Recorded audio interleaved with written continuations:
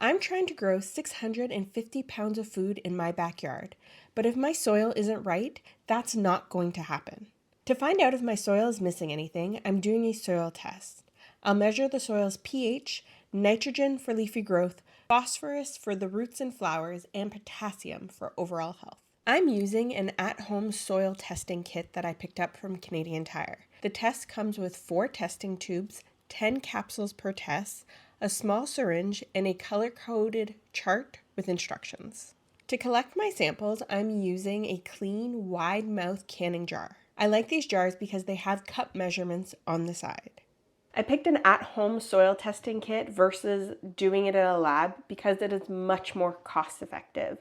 Getting lab tests was just not in the budget this year. And while they aren't as perfect as a lab test would be, they will still lead me in the right direction when it comes to soil amendments. To collect the samples, I remove the mulch and dig down a few inches and collect my sample from there. Taking soil samples from a few inches down rather than just at the surface level is critical because the top couple inches often have artificially high nutrient levels and erratic pH readings. They don't represent the actual growing environment for the plant's roots.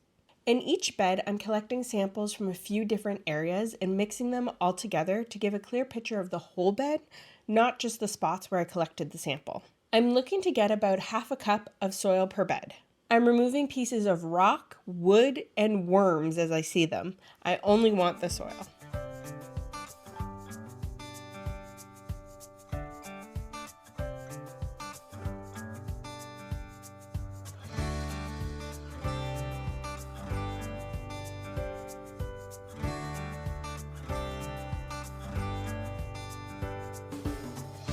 For the soil testing itself, the pH test is performed differently from the soil nutrient test, and it's best performed first.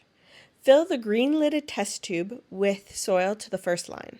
Then you add the powder from the green capsule. I like to cut the tip rather than trying to separate the two halves of the capsule. I seem to always make a mess. Fill the test tube with distilled water to the 4th line and shake well. Distilled water is preferred for soil testing because it is pure, neutral in pH, and free of dissolved minerals or chemicals like chlorine. This ensures that the test is actually testing your soil and not what's in your tap water.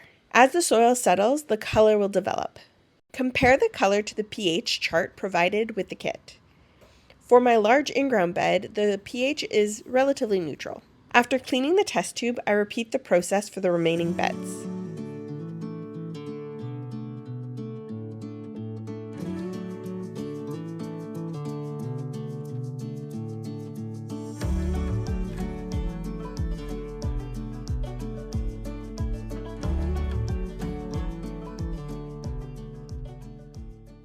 So the thing with the berry bed is I want to see an orange or red color.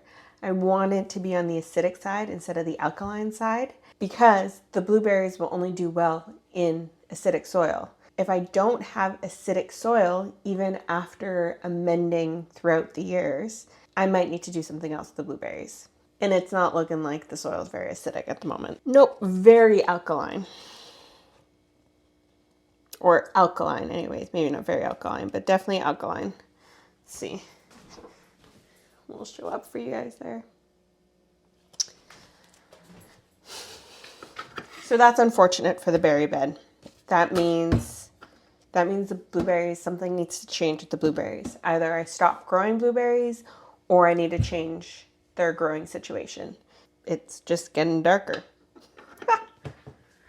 Alrighty. All of the beds are neutral to alkaline, which means I need to change the growing conditions for the blueberries and add some peat moss and soil acidifier to the raised beds for the potatoes to help with potato scab. Having the pH information will also come into play when picking amendments for the other macronutrients, if needed, because some amendments work better than others for neutral to alkaline soils versus acidic soils. To perform the soil nutrient test, you mix the soil with distilled water at a ratio of 1 part of soil to 5 parts of water.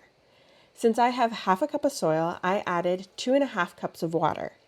Because these jars have cup measurements on the side, I need to fill to the 3-cup mark. Then you mix the soil and water together for at least a minute. Now it's a waiting game. I have to wait until the soil settles all the way back down to the bottom. This can take 30 minutes to 24 hours depending on the type of soil you have. I have a clay-based soil, so I expect to have to wait the 24 hours because clay particles are very fine and slow to settle compared to like a coarse sand. The next day, the samples were ready for testing. Using the syringe in the kit, I fill each of the purple, orange, and blue labeled testing tubes to the 4 line mark. For these tests, you aren't putting any of the soil itself in the test tubes, just the water you mixed with the soil.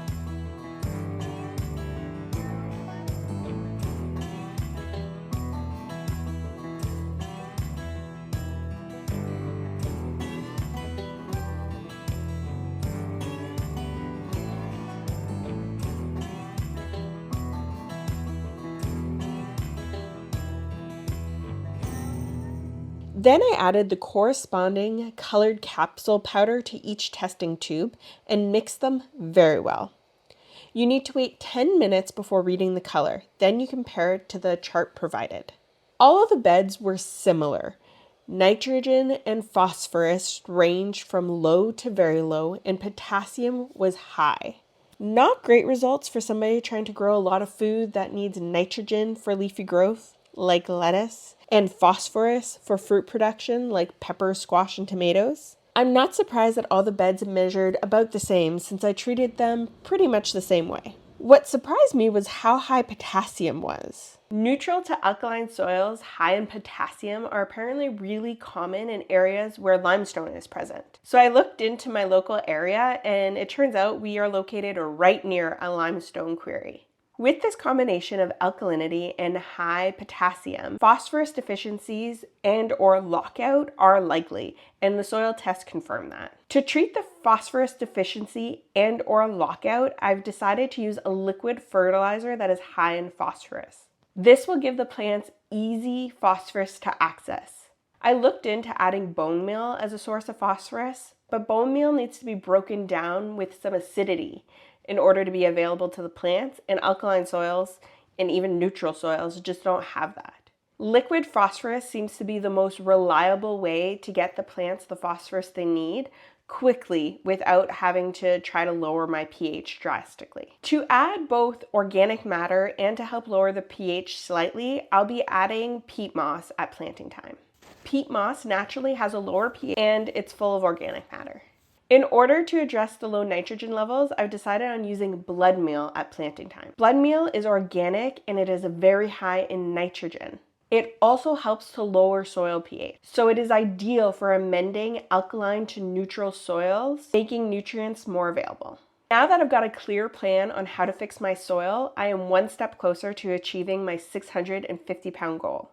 I'll be retesting my soil after my crop rotations about midsummer. I'll be interested to see if these numbers change any with the amendment we'll be doing in the spring. In my next video, I'll be tackling those blueberries because clearly they are unhappy in their current home.